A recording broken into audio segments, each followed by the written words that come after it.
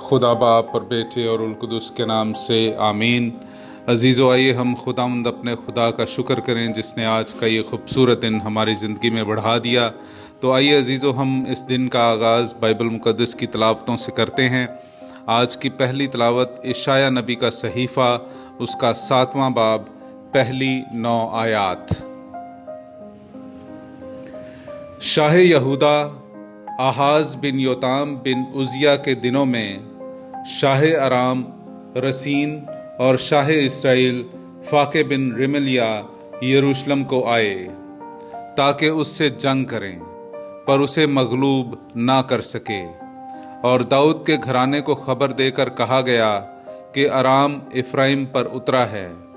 तब उसका दिल और उसकी कौम का दिल मुस्तरिब हो गया, जिस तरह के जंगल के दरख्त हवा के आने से मुस्तरिब होते हैं।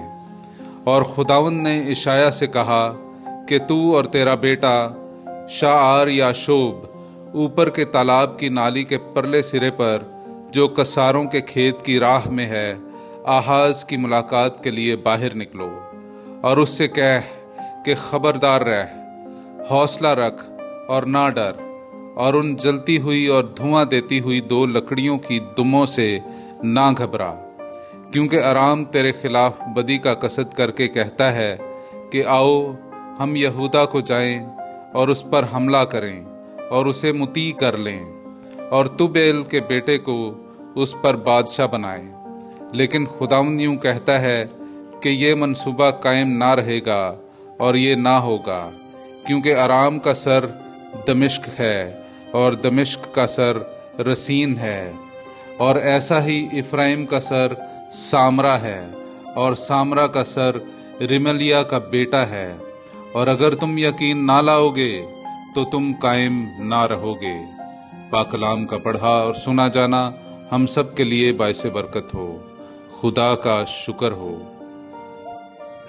मेरे अजीज़ों, आइए हम खुदावंद अपने खुदा की हम्दो तारीफ करें।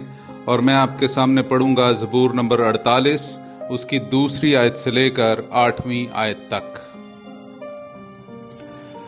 खुदावंद अजीम और हर सिताइश के लायक है। हमारे खुदा के शहर में उसका कोहे मुकद्दस, वो खुशनुमा बुलंदी सारी जमीन के लिए बाइसे सरूर है। कोहे सहून शिमाल की जानिब शाह अजीम का शहर है। खुदा ने उसके किलों में अपने आप को जाए पनाह साबित किया है।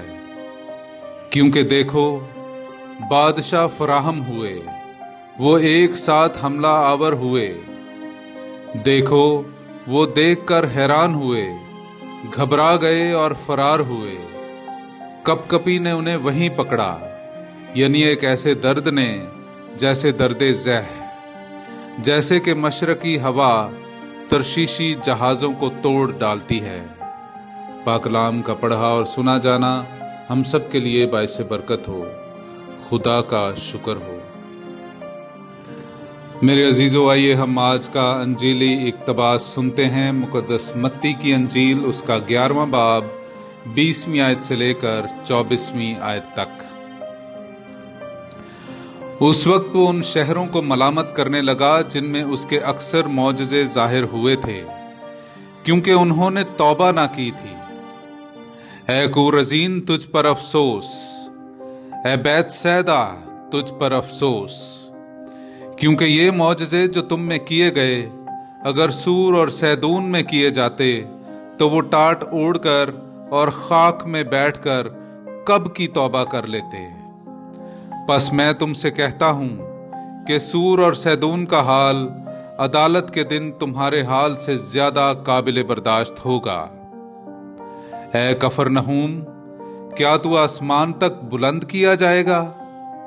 तू आलमे असफल तक उतरेगा, क्योंकि ये मौजज़े जो तुझ में किए गए अगर सदूम में किए जाते तो वो आज तक कायम रहता। लेकिन मैं तुमसे कहता हूं कि अदालत के दिन सदूम के मुल्क का हाल तेरे हाल से ज्यादा काबिल बर्दाश्त होगा। पाकलाम का पढ़ा और सुना जाना हम सब के लिए बाइसे बरकत हो। खुदा का शुक्र हो।